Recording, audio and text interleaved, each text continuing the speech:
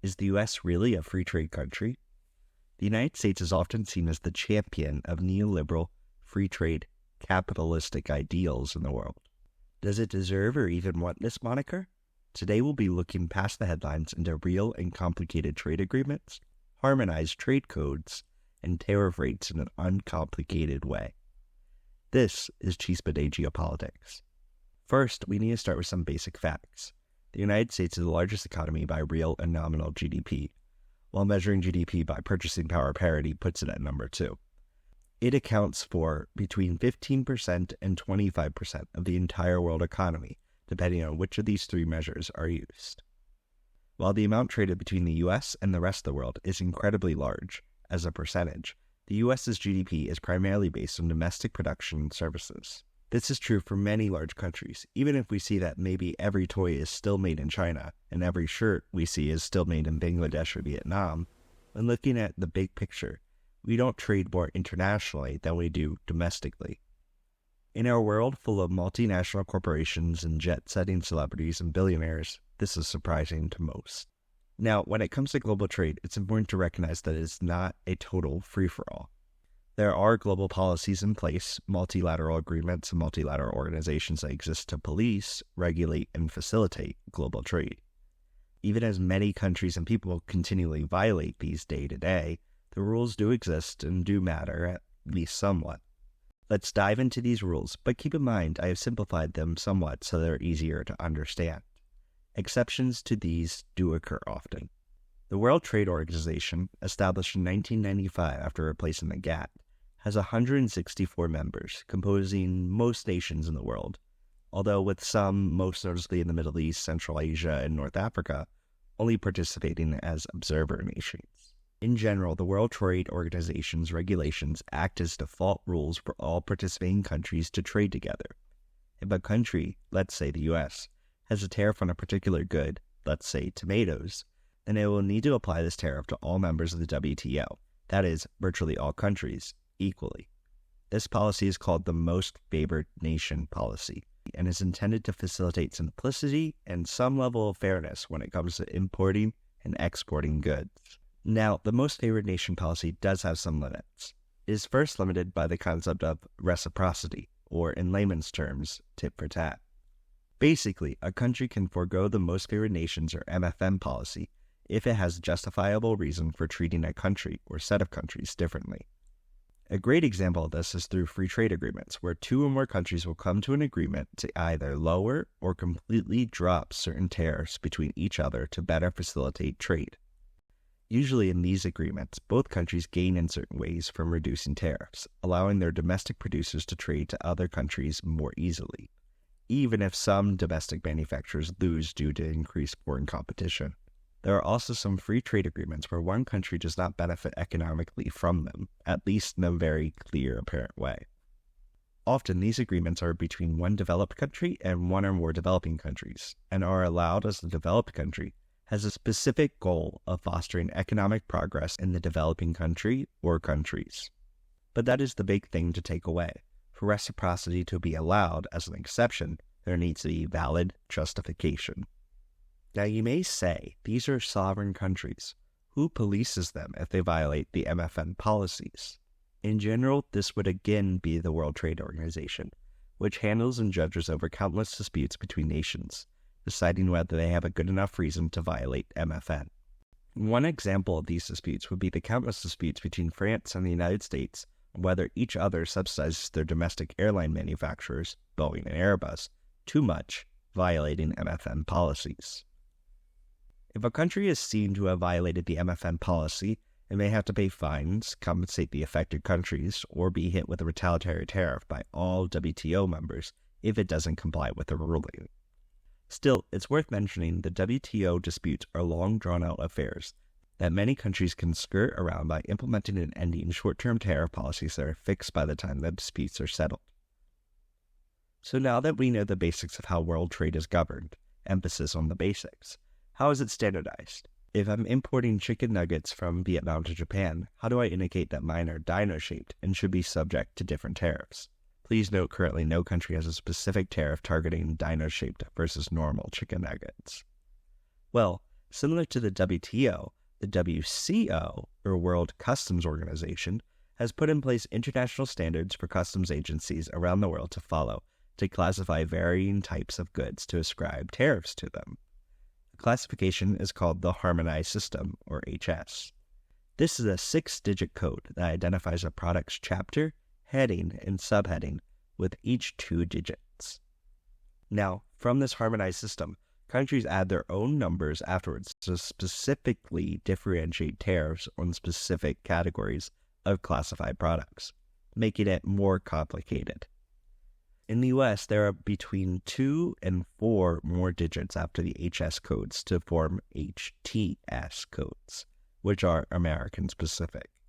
Let's look at an example to make this more digestible. The HTS code for chocolate milk is 2202991000. First, let's start with the HS components. 22 is the international heading for beverages, spirits, and vinegar. O2 is for non-alcoholic drinks with added sugar. 99 means other, which in this case means that the product is not sugar water or non-alcoholic beer, the only 2 distinctions made for this category. So looking at international codes, this isn't too helpful. Chocolate milk is classified the same as Coca-Cola or iced tea, which could be difficult if a country wants to tariff one more than another. This is where country-specific classifications come into play. For the US HTS code, an additional 10 is added to indicate that it is a milk-based sugary drink, a much more precise classification. Note, the final zeros really don't serve any purpose other than to provide the option for further classification down the road if the US would want to do that. So with this code, companies and people can look specifically on the US database for HTS codes and see what tariff they will have to pay for importing a product. For the case of chocolate milk, that is 17% of the product's value, which is considerable. Now, you may be from a country that the US has a reciprocity type deal or fair trade deal with, which means you can pay a lower amount or no tariff at all on bringing in chocolate milk. If you're bringing in Australian chocolate milk, congrats, no tariff. But New Zealand chocolate milk, well, you better pay up big time, buddy. So now that you have a general understanding of how international trade classifications work, we now need to look more in detail at exceptions to the most favored nations rule, and for this video, we'll focus on the US. The US does not have the most free trade agreements. That title goes to the EU. But it does have a lot of pseudo-free trade agreements. To start, we'll go into trade agreements the US has with multiple countries, and principally, we have 6 to look at. The GSP, or Generalized System of Preference, the general one. AGOA, or African Growth and Opportunity Act. ATPA, or Andean Trade Preferences Act. USMCA, formerly NAFTA, which is the US-Mexico-Canada Trade Agreement. CAFTA, or United States Dominican Republic Central American Free Trade Agreement. And SPERA, or the Caribbean Basin Economic Recovery Act, CBERA, and its sister CBTPA, which is the United States Caribbean Basin Trade Partnership Act initiative. These 2 are separate agreements but concern many of the same countries, so for simplicity, we'll classify them together. Plus, to add to these, the US also has trade relations with individual countries like Australia, Japan, South Korea, Colombia, Oman, Israel, Peru, Morocco, Singapore, Jordan, the West Bank, Nepal, Panama, and Chile. Let's first look at the GSP, or Generalized System of Preferences. The GSP was set up in 1974 with the goal of helping the world's poorest countries generally start to diversify and improve their economy by eliminating some of the tariffs the U.S. has for them. The GSP covers the most countries out of any U.S. agreement and also covers many specific territories of countries like the Falkland Islands and St. Helena. The GSP provides tariff-free importing of products to the U.S. ranging from cabbages and tomatoes to adhesives, certain machinery, and even deodorant. There are levels to the GSP as well, with some of the poorest countries receiving even more tariff-free good import opportunities. Generally, once a country crosses a certain economic threshold, they are taken off the GSP, which in 2020 to 21 was around $12,500 gross national income per capita, although countries are only removed when the president requests them to, like during the Trump administration, when Turkey was removed for surpassing this threshold. Still, the GSP has evolved over the years, with more legislators and presidents wanting a return for this supposed goodwill. And now it is expected that countries benefiting from the GSP start to open up their economies more to U.S. companies. When, for example, India was seen as not complying with this directive, they were removed by the GSP by President Trump, which was a major blow for Indian-American free trade. From the GSP, there are many regionally based agreements that usually extend far further than what the GSP offers.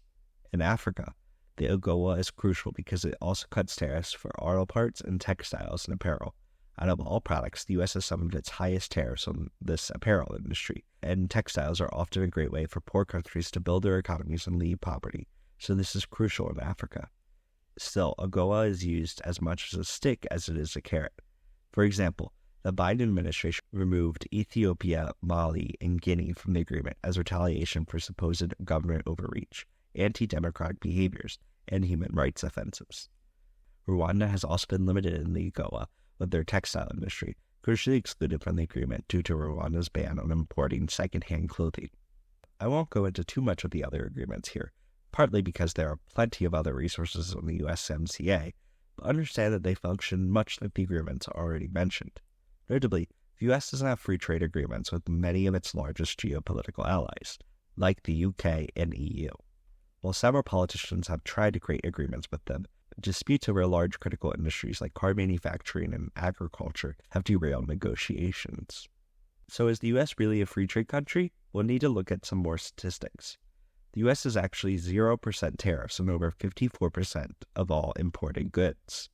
The average U.S. tariff on all goods was just 1.4 to 1.6%, a marginal amount when considering taxes like VAT and sales tax, which take up such a larger percentage.